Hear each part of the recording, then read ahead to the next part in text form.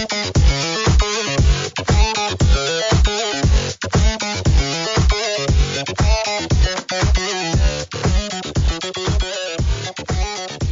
hello everyone and welcome back to the GTR Player Podcast. I'm your host, Vance, and today we've got a very special episode with our special guest, Francois, aka Linounette from France. Welcome, Francois. How are you? Hello, thank you. I'm quite okay today. So all is all right. Yeah, All is good in the world. All is good in yeah, the yeah, world. yeah. That's definitely Let's try to correct. say that and to have positive stuff in mind. Mate, you've always got to keep a positive spin on things for sure. And thank you so much for joining us. Today's episode is literally around, what is Kill Team, choosing your very first faction, because you've got to have a Kill Team to play Kill Team, right? But before we get into that, Francois, why don't you give us a bit of an introduction to yourself and the French scene, if you don't mind? Yeah, sure. So globally, I'm playing from the box of Octarius, so with Descorp and Commando. So I start like an OB as usual, as many people start. And then I just love the game, meet a good friend to play each other. So I just start like that, and after that, I task the way to organize events. First, very friendship event, and then after tournament, biggest, and now it's how to say, it's something I like to do to organize tournaments. So, and of course, I'm French. You can hear it. I think there's no mistaking that you're French, mate, but it's so interesting that you say, I think it's the same with a lot of us, except for John from last episode. I mean, he started before Octarius, but a lot of people really gravitated towards that box. And I think there was a lot more exposure for that box. So it's so great to hear that, so many people connected just like yourself on that one. And then bit by bit, the game just started to take hold of people, right? I think the game sucks a lot of people in.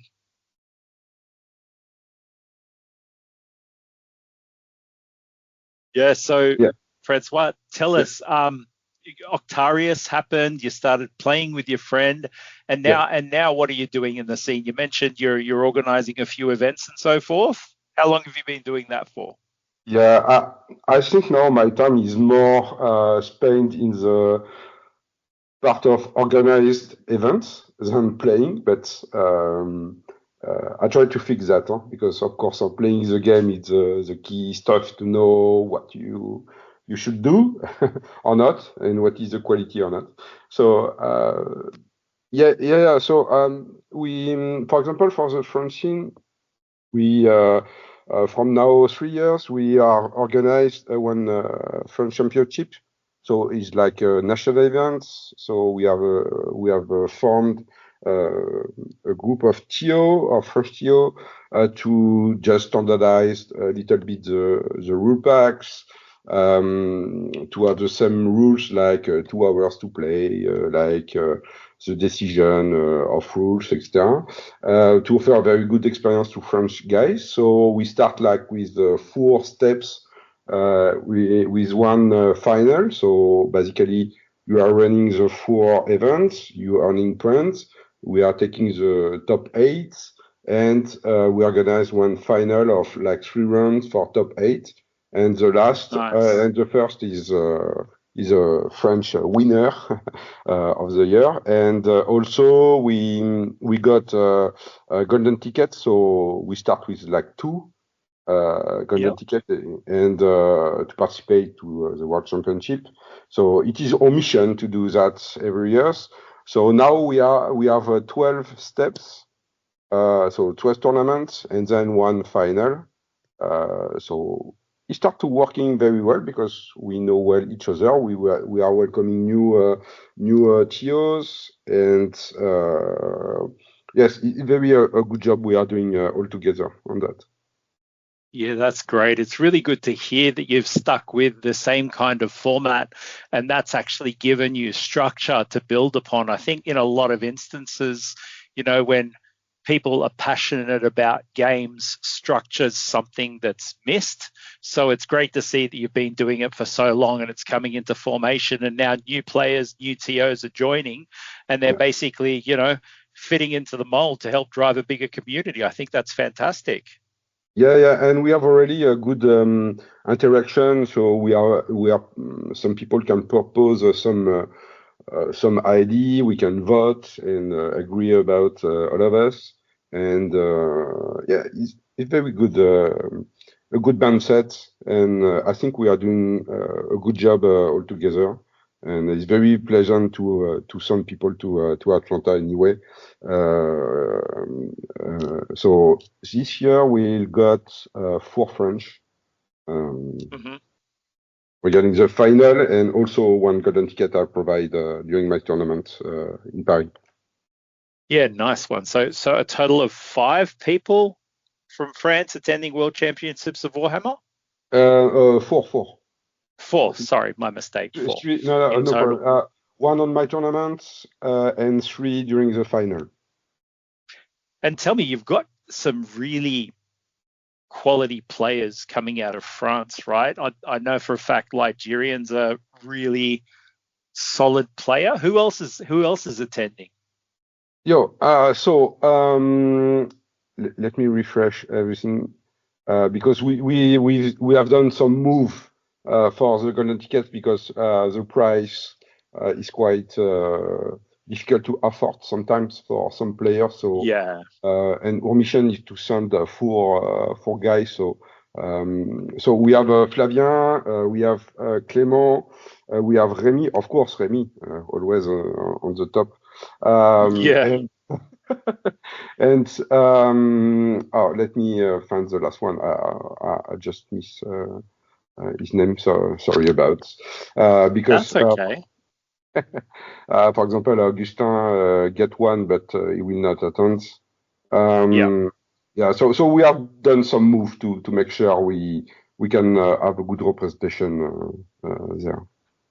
Yeah, fantastic. And tell me, being a tournament organizer yourself and actually, being the person who runs, manages, and executes, I guess, the Kill Team event for WTC, how Yeah. has that been during its first year last year? And Yeah. then, it being in full swing this year. Can you give us some insight to that, please? Yeah. Sorry about the where will be the WTC next year? Or No. So just uh, in general, how's WTC been going for you? I mean, last year was the first year Kill Team was oh, there, first yeah, year for Killzone Mechalin, and yeah, now, it's basically the second year, and there was a lot more yeah. teams available. How has that been going?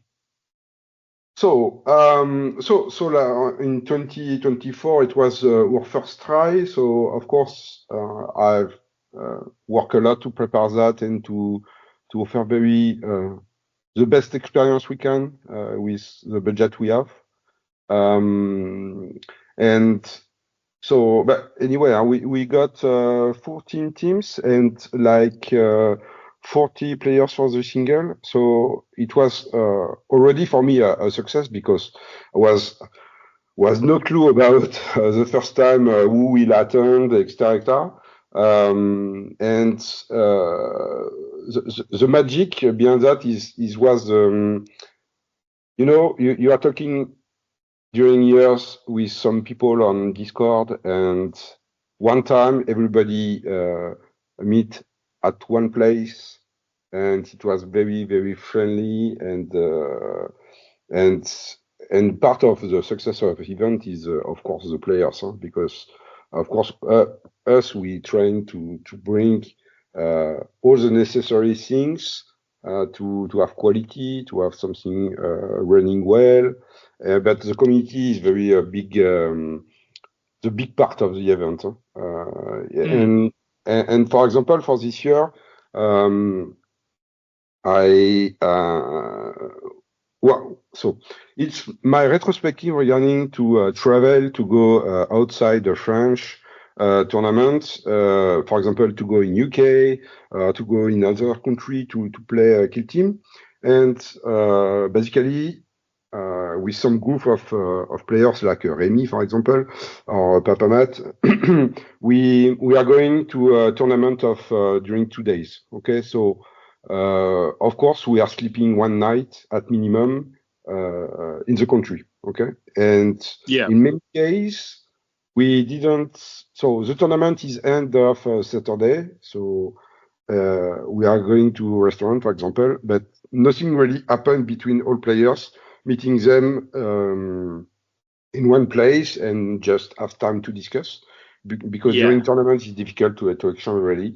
And except in Leicester, many of the UK guys invite us to one pub, and we get the time to share more than during the tournament. And for me, it's very one big point is when the committee have time to speak face to face and to exchange more than on Discord or other support. So this year we plan to do a barbecue during the Saturday night, just after the tournament, and I think it was very a big success. We have some stuff to fix, like the price, etc. But it was very interesting moment, especially for me, because I saw just all players from everywhere of the world talking, mixing all together, and it was very nice. And for sure, it's maybe the biggest success for me because we reached a goal to have people sitting, eating all together, and to enjoy really the moment. So it was very good, a good point on this tournament. So it's not always a matter of kill team to have terrain paint, etc. It's a matter of to be just human and to have time to live the moment. Yeah, no, definitely. And something I think that's pretty unanimous throughout the entire Kill Team player community is the fact that it's a lot more social and it's a lot more personal in terms of connections. You know, ever since you and I have connected, you know, we've stayed close, we've shared notes, we've spoken about things, we've discussed things. Same thing with John, same thing with the community here. Everybody's willing to help each other and everybody wants to get to know each other on a personal level. So I think creating an environment like that, like a barbecue, was a really good way of just parking the game for a second and, to your point, understanding the human element behind each player. I think that was an awesome move by yourself. Yeah, exactly. And I can say all the players attending this year, it was very pleasant as a TO to have. So maybe for people don't know how it's worked for the team event. You have one captain by team. It can be a player or a non-player. And the captains are really the link between the TOs and all the teams, because of course, when I'm speaking, it's difficult to speak to 100 people and to be very clear. Everybody can hear you well, etc. So the captain are you have a captain meetings, and during the captain meetings with the staff, with referees, etc. We can explain some points. We can also listen some feedback and to adjust during the tournament if needed. And it's very pleasant. The respect, the mutual respect we'll all get between the staff, between the captain, between the team. It was very a good momentum altogether. And I have to take sometimes some decision. It's not easy because it is a competition. So sometimes during you can feel some pressure, but always with respect. And almost all players just okay. I got the reading. I keep going, and and it is okay. So it was very, very nice, the interaction between human and external. Yeah, no, that's so good. And literally, it's so warm and welcoming as well. I mean, I've gone down, across different states here in Australia and connected with players and done learning and intro games, but the community is very friendly. And, all of the reports I've heard back from WCW, WTC is, there was talks of, people, handing out bits of clothing. I know, when Revan was beating people at one stage, he took Ratman's jacket, he took glasses from someone else, and by the end of it, he was dressed at WCW in bits of clothing from all of his opponents, which was really, really funny and just, heartwarming as well. But pivoting away, I guess, from the scene for a second and just focusing on the game itself, because the whole reason this podcast was booted up was to not only welcome new players into the mix, but kind of give some perspective to existing players on the broader scene and so forth. But tell me, Francois, what team did you first play? And I know you mentioned it was Octarius, so I'm guessing it's either what's now known as Death Corps of Krieg or Commandos. So what was your first team, and what team are you playing now? Yeah. So, so you remember we got a compendium stuff. Yeah. It's completely broken teams. But rest in peace, compendium. Yes, and at this time I was not really a competitive player, so I was just more played for fun and to travel, because the four steps, the four tournaments exist was like not in Paris, so always take the car, go far away, etc. And I always get like very big interest about Aldari. Okay, so of course, as I like to paint, I just go to the Harlequin, so the actual Void Dancer, and I just paint the guy with domino field inside, etc. And so I start with Harlequin, with the fly. So it was like very difficult when I just tried to play something else. With no fly, it was so different game. So yeah, so yes, my first step was Harlequin, and I really enjoy the way the mindset, in fact, of Aldari in general. But we'll say goodbye to them in a few months. So so basically, I've played all Aldari teams, Blade of Cain, Mandrakes, the Ducari, etc. But not also, because as you know, I buy every boxes, I mount all teams, I paint all teams, and I try to have a minimum 2 or 3 games with each team, just to know what is the purpose. They're doing. To experience myself stuff. Some teams I don't like at all. The out build extra is not my mindset. And now, so I didn't fix myself on one team right now. I think I will take the Mandrakes because, as always, Eldar stuff, it's can be quite crazy. For the final French Championship, I've tried to put on board the Sanctifier. Sanctifiers, just because I just pass a lot of time to pen them, and to be honest, I was more try to reach the pen contest, to win the pen contest than the tournament, because of course I was no budget and no to go. So my intention wasn't to go to Atlanta this year, because I just participated to last year, and I have many tournaments to prepare also. So yes, so I try to play everything for the moment. To be honest, I'm waiting the sister battle kill team Yeah. I'm waiting to for the warp talons, work. right? It looks like it's positive.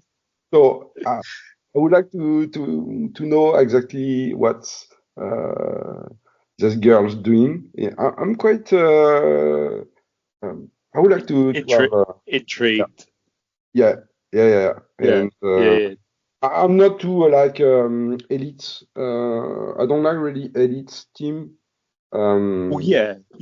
I think one thing that's like we've spoken about why we love Kill Team, right? Smaller yeah, scale, bigger impact. It's got the narrative capability. It's a lot more intimate with focus on individual models rather than big squads in 40K. It's accessible, so people can play it. You can buy a one box team. yeah, And there's also competitive and casual, which you mentioned. But I think when we break it down and we look at the different factions, like choosing your faction is really important. So you just mentioned elites, 100%. And Space Marines kind of fit in there, and they're the poster boys of the Imperium, right? They're mm, the ones who are basically either a 6 or now 5-man team with Deathwatch, right?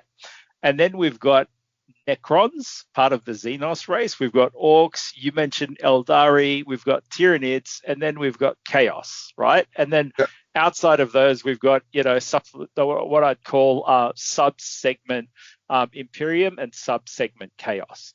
So you've never played Space Marines? Of course, I've played, but You don't like it? so I prefer to have more minis, just so it's not question to have more possibilities, but so Better economy, better action economy. yeah, exactly, and on so basically the how is built all Alderi teams is very I feel really comfortable with.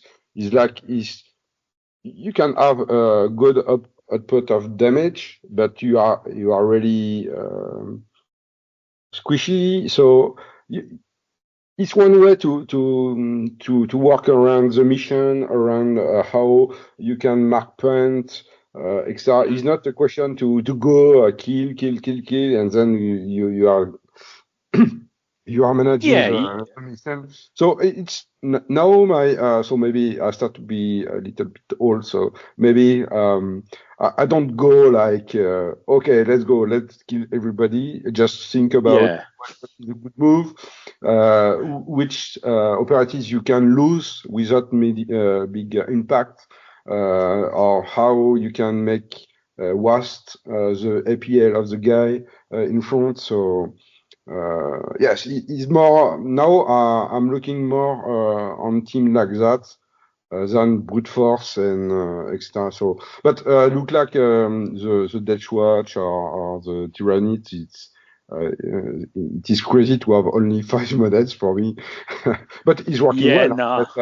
But I will not spend too much time to build strategy on that on model like that. But it's very comfortable to have only 5 minis or maybe 6 or 7 because if you don't magnetize the stuff, it's very nice to have only 5 mini to take care in terms of hobby or during the game. And I think for many players, it's very comfortable to have only 5 guys and just to think about the counteract and how you can interact when all Yeah, the team is activated. So, and also yeah. I didn't study too much the new crit up because to be honest, I'm painting the Tomb World terrain in speed because I have the Paris Wargame Expo in middle of October, and I would like to Nice. bring 4 terrain. So I have already 2 terrain. And this year, I don't know why we didn't get the opportunity to buy English crit ups in France. Oh Is wow, okay. It's one just in French, right? yes, only in French, and it was like it is what my Yeah. little here. It's you have some juridical issue to sell this product in France in English. So anyway, I'll order that in Belgium and the See card. how you go. See how you So go. I Yeah, figure yeah. out because I've buy for many French players because a lot of us playing in English. So Yeah, yeah, yeah. But the Francois, so, just getting back to the teams, right? And for yeah, listeners who are thinking of choosing a team, right? yeah, We've got elites, which are between 5 and 6. yeah, Then we've got mid teams, which are like commandos, so anywhere up to 10, and even Blades of Cain, sitting at eight operatives, and then we've got your horde teams. You mentioned sanctifiers and so forth, and Screech, who's one of my mates here in Australia, talks about the rule of cool. So in a lot of instances, when we pick up our first team, it's obviously what looks most appealing to us. And me personally, I picked up a box of Tau Pathfinders in second edition after I bought the yeah. box of Octarius, and they were pretty lethal back then, so it was quite cool to use them. What I guess insight or recommendations would you give to a new player who's thinking about picking up a box and picking a team? What insight or what recommendations would you give them? Yeah. So if you are looking how the evolution of the team, of the gameplay, so you can see the first gameplay with, as I said, with Octarius Season, then the Beta Decima and Averstorm, etc., etc. So my advice will be to start with the actual teams, brand new from the last season or this season. And for example, Yeah. this box of Tomb World is really, really good box to start because you have one elite team and you have mid elite team Yeah. with Necron, and Mm-hmm. the two gameplay are quite different, but you can really deep dive that. And for example, for Deathwatch, you just start with Deathwatch. I think it's very a good start. The terrain is very easy to paint, easy to assemble. So Deathwatch can be really provide a very fun games. First experience. Yeah. Yeah. It's so I think the difficulties for new players is interaction between all minis. Give one APL to plan to do something because now you are going to 2 APL to 3 APLs. It's something can be difficult to really start to really use it as well. So, for example, I try to find one easy team to do. So, yes, well, so of course, Plague Marine is something very resilient. You can play without many big skills and just play Mm-hmm. like that. It's very easy. Oh, basically, the elite team are easy to start and easy to manage. Mm-hmm. And yes, which team can be really fun to do on start to start, or basically elites. Tempestuous Aquilon are quite very fun mechanism because you can say, okay, I just put 3 minutes at the start or 4 minutes, I don't remember, and then I can drop the guys. It's like a little bit narrative teams, you see. It's like, okay, I will plan to learn that because it's very cool, for example. And our team are, I think, is not a good idea to start with because the game the duration of the game will be too long. Yeah. Yeah. So you'd recommend like different, obviously have a look at different gameplay styles, but Yeah, somebody who hasn't picked up the game before and wants to get an understanding, you suggest maybe an elite team, right? Something with yeah. low model count so they can get their head around the rules and so forth. Yeah, exactly. And they can start because many of us have some space marine, so you can do a proxy and then just Yeah. test if something is fit to you or not, and you can very start quickly. And after you can start to deep dive some other teams, like for example the Navy Breacher is very fun team to do. It's very thematic team. Um, Novitiate, but Novitiate will disappear. So anyway, but Novitiate, for example, is one team very difficult to pilot. You need to know very well what's doing your opponent, and you need to know how set up each operative regarding all other operatives, etc. It start to be too complex to start from my Yeah. view. Yeah. Fair call. Fair call. Um, the rule of cool, how important is that to you when selecting a team? Do you look at how a team looks and go, oh, these guys are just cool. I think I'm going to play them.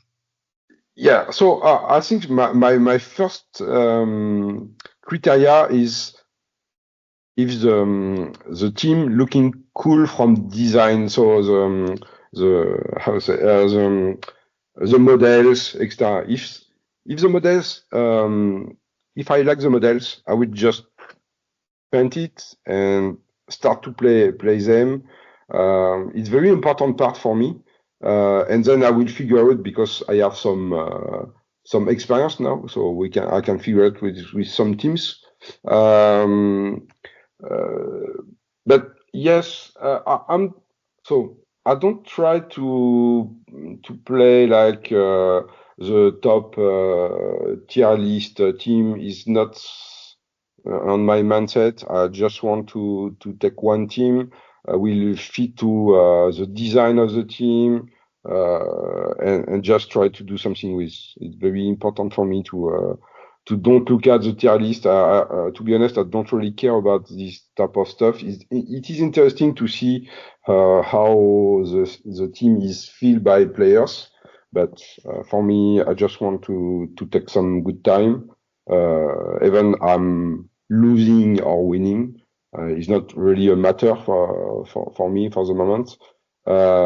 So yes, it's if you have good mini, you like them, you have penned them, okay, just play with.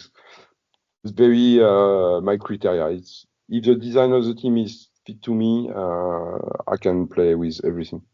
No really matter. And guys, yeah, just take the team you want uh, to have on board, and after just figure out with the rules. Yeah, no, definitely. I think, remembering that it's a game and you've got to have fun is definitely one thing about it. And I think Yeah, being slowly introduced, potentially with a low count model team or a proxy team, like you said, is really important. But the choices are pretty wide and vast, right? I mean, we've got elite teams which are low model count, high impact. To your point, can, you know, cause a lot of problems to some of the larger horde teams. But we've spoken about action economy, because obviously on elite teams you'll have 3 APL plus potentially. On horde teams you will have 2, with sometimes the opportunity to pass an APL, and they're a bit more strategic, so maybe higher brain load. But at the end of the day, you've got to be having fun, right? And yeah, easing your way into the game, I think, is really important. Speaking of fun and having fun in the game, there is probably no other race I personally prefer to have just silly fun with than orcs. What are your experience with orcs? Commandos, obviously, and we've got wreckers now as well. But yeah. but tell us about your experience with orcs, because honestly, they're the most hilarious team I've ever come across, or the most hilarious factions, right? Yeah, exactly. So if you are following the commandos from the start, they get a nerf, they get a buff, they get a nerf, a buff. So it was very, very, Yeah. see, it was orc stuff, huh? Something is working, something doesn't work at all. So, yes, on commando, what type of fun I found is like the squig. You can run on guys and just explode. Or I don't remember the name of the operatives, but the goblin. You can go across over the board and do some mission action, etc. So yes, it was very very nice. To have guys. So the commando, what is good with commando, you have some shooting and you have combat stuff. So you can really adapt your gameplay or your intention regarding these two different way to deal damage or to generate some this word in English I don't know, but to generate like if you are going there you will be killed, this type of stuff. So Yeah, record points and stuff. yeah, so for example for Rika, yes, is if you let us the opportunity to have one another APL because I can shoot or combat or etc. It will be a bad moment for you. So it's really a nice design of team to have just two APLs, but in fact you can have three. You can have really a good interaction. But Rekaku is not easy to manage, but even you can just traverse the walls in Yeah, open, of yeah. course, and say, okay, I don't care about the terrain, like a Mandrakes, just one CP in your all the terrain features. Okay, well done. It is very orc to just break a wall and everybody can go inside and Pile just through. go in front of you and kill everything on your path. So yes, and in Brekaku, what is good too, is you have many options. With your leader, for example, you can be a shooty guy or a very combat guy.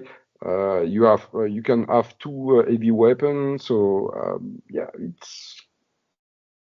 Yeah, it's can do many stuff in fun way, and you have two squig, so it's very yeah. I think squig are really really fun because you can do crazy stuff with. It look like just don't think, go ahead, kill, and and just rush, rush, and try and to. and for people, Yeah. yeah, and for people listening, not only is the lore behind Kill Team obviously because it's the skirmish game of 40k really rich, but the thematic way that they've created the rules for each faction is hilarious. For example, absolute alpha strike move that was done in second edition, and that's where like you make a killer move at the start of the game, is you Mhm. give your breacher dynamite. And the Yeah, breacher is literally called the breacher because he can just pile through the door, right? But the dynamite at one point cost 2 APL to throw. So you'd get your boss Knob, who had the capability of handing off an APL to the breacher to execute that. And then the breacher would just literally walk through anything that was less than 1 inch thick, except for Gallodark, which they errated later, and just throw a stick of dynamite at a player on the other side. It was hilarious, right? Then you had your bomb squeaks. It's your bomb squeaks can never be in conceal, right? yeah, So they're always engaged, so they're always ready to be shot. But you run them up, and if you don't run them up, they can get shot and they can explode, around your guys as well and cause damage. So just absolute lunacy. And Francois mentioned the mandrakes; they can dash with a strategic ploy. They can yeah, dash after each one of your operatives on the opponent's side moves. So they're pseudo 3 APL, right? Which is similar with Corsairs as well, right? But yeah, exactly. it's hilarious. It's hilarious, and it's very aligned to what type of team you're trying to pick and how they actually perform on the field. It's actually really, really intriguing the way they make the rules. And again, massive shout out to the game designers. Yeah, exactly. And I really like the team. where it's very difficult to know what you will do. It's like for Mondrax, you can just do a silly move, stay in front of nowhere, but just say, okay, next activation, I will come back on cover, out of line of sight. It's very, very nice. You can have a long range on the board to do a shoot or to go charge someone very far. It's type of stuff I like. It is totally the stuff on the commandos, for example. Sometimes it's difficult to know how which interaction will be between all the guys on the board. Because you can really push many stuff. But now, if you look at now, the Alpha Strike is start to be not a thing. I think many players complain about it, and they just reduce the number of teams can do some Alpha Strike. Because of course, I remember one game during one tournament. So I was with Harlequin and against Death Corp, and with this team you can choose a dash during the sequence, and then you do move, dash, throw one grenade. You just have to look at just one part of one guys, and I just killed 5 Death Corp first move of the game. So it was very not fun for the guy. Me, I just do maybe I will kill one guy and to wound some, but in fact I just kill everybody. It was very not fun for him, and not fun for me too, because it was just okay, I win the game because I just killed 5 Death Corp on 11. Or no, it was 14 at this stage. Yes, it was not fun. So now the only faction can do something like that. But turn 2 is like Tempestuous Aquilion, because if I remember well, if the deployment is the large side of the board in front of you, globally he can drop and shoot anybody more than 3 inch of your deployment zone. So the only stuff is not very cool, I think. Because you cannot deploy really, but I know because Remy do it to me, so and look, I know the danger now. Yeah, but I think the way the game's evolved as well, Francois, right? Like it's getting a lot more balanced. It's getting a lot more big brain. You have to really think about what you're doing. And I'm saying that not to deter people from the fun of the game, but just to let them know that the game's evolving where it's less swingy and less large point difference between players of the same, I guess, level of experience, because the way they're refining the game and the way they're changing the game is making it so it's more down to a couple of points per game with players of the same skill level, rather than you getting an Alpha Strike and it being absolute toast, like where it's game over. I haven't come across many games where people have been tabled in turning point 2 and 3. It literally either happens at the end of turning point 3 or goes to turning point 4, which is, I think, a better game for everyone, right? So yeah, exactly. And to be honest, the challenge for them is to have to make sure all teams are quite balanced between all of them. I mean, any kind of teams you can take, if you are better players than the other, you can win. So I think it is the ultimate goal. So which mechanics they have done to do that is to reduce the number of teams to balance, because when you have more than 40 teams on the board, it's very difficult to balance. So they are reducing that. And they are doing some, the big change was the way you can reroll, and to have interaction between all the weapon rules.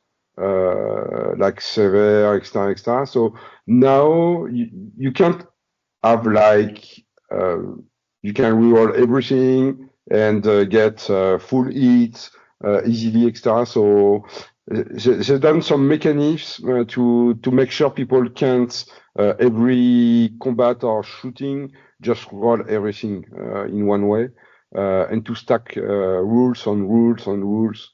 So each type of behavior, like you have only one hit on four dice, and finally you get three crit and one hit. It's quite annoying for player, I guess, because just it is a game of dice. So if you can manipulate too much the dice, is quite a nuisance, in fact, regarding the dice. Yeah. So the balance. So of course, I totally agree about the facts. If all teams can be, so the level of the player should be one very determinant point regarding to take one team and to win everything, because your team is just you can kill guys, or if they are touch the operative is just instant die. It's just I think not fun for the global community, etc. So and if I can do a bridge regarding the WTC, I was very surprised about some team composition, just to try to counter some big teams. So it was very fun. And also in WTC, some players take the team they love and with no other consideration. So it was very fun to see some teams nobody think they are competitive, but they were on board, and it was very nice to see that. Yeah. And I've seen people like Sam, who you would have met at WTC. He comes to tournaments and takes absolute meme teams. So does Screech. You know, the higher end players, when they come and they essentially want to make it fun for newer people coming into tournaments, they'll take a very basic team and just have a lot of fun with it, right? And I think that's actually a really cool thing as well. Seeing, people seeing high end players go into tournaments with probably, mid-level teams and actually do really well with them, talks to their capabilities as well, right? And at the same time, it's literally all about fun. Yeah, exactly. Try to take fun with the team you like. It's very the main stuff, and just try to learn how play them, how to counter the biggest teams, and just pass a good moment with one beer with your opponent, and very easy day. And for everybody that's listening who's just getting into their kill team journey, you got to remember that between your first game and your fifth game, you will start to get an idea of how to play the team you're playing. So stick with one team for at least 10 games, not only so you understand how that team plays, but how the rules of the game apply to that team and what play style that team has.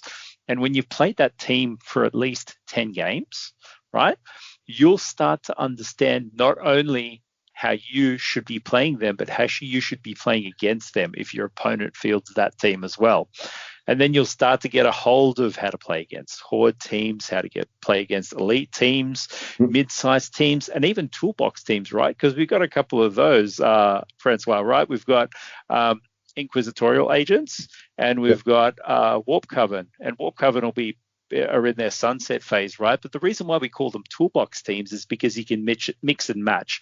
So with inquisitorial agents, you can take your Cassican, you can take your Death Corpse Creek, you can take Sisters of Silence, you can take Breaches, right? And then with Warp Coven, for each Rubik Marine you drop, you can pick up two goodness, what are they called? Yeah. Two of those. So it's literally a case of, playing a team like that, the way they're meant to be played against an opposing team, right? So yeah, it's less about trying to really get a grasp of the game quickly from the get-go, but really absorbing all the elements and trying different things, right, Francois? Yeah, exactly. And the only things I can say, for example, for inquisitorial agents, if you have budget and if you want to have all option and you like the hobby, let's go for it, huh? Because you have many mini to paint and to create a big pen shame about that. I remember I just provide to Augustin for, I don't remember, maybe it was for the Gunhammer he won last year. He asked to me to all the teams around Inquisitional agents. And also, I think I paint his inquisitorial mini tools, and he bring like a big box of mini, like 40K, to just play inquisitorial agents. Yeah, yes, his type of team is very good because you can have many options. You can really adapt yourself to your opponents. But I'm not sure he's really beginner friendly team. To be honest, They're not. it's They're complicated. not. For sure they're not, because you have to think of a lot of different mechanics within your team, Yeah, and then how like how Zangors will get affected by wizards and buffs and so forth, and how the inquisitorial agents will, essentially buff who they take with them, or how it plays into them, or how you will verse a particular opponent, right? So it is a big brain load, and not for the light-hearted or the faint-hearted, right? But there are those options there, and I think that dynamic spectrum of teams, Mhm. there's no doubt in my head that somebody will find their favorite team for a good 6 months before they get tired of them and move on, or GW releases another box and then it's another exciting team, right? Like these Yeah, Warp Talons and these new sisters, which we're both drooling over.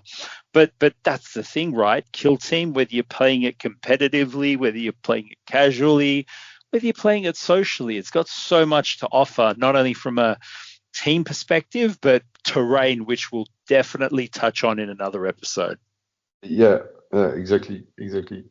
For Tom Ward, I would like to start to play with the teleports. I would like just to know Oh what yeah, what you can do with crazy things like that. So our breach walls and just remove APLs to the guy in front of you. So it looks like very fun to do. Um, so let's see how it's happened. it looks. It Yeah, honestly looks like an amazing mechanic in the game for sure.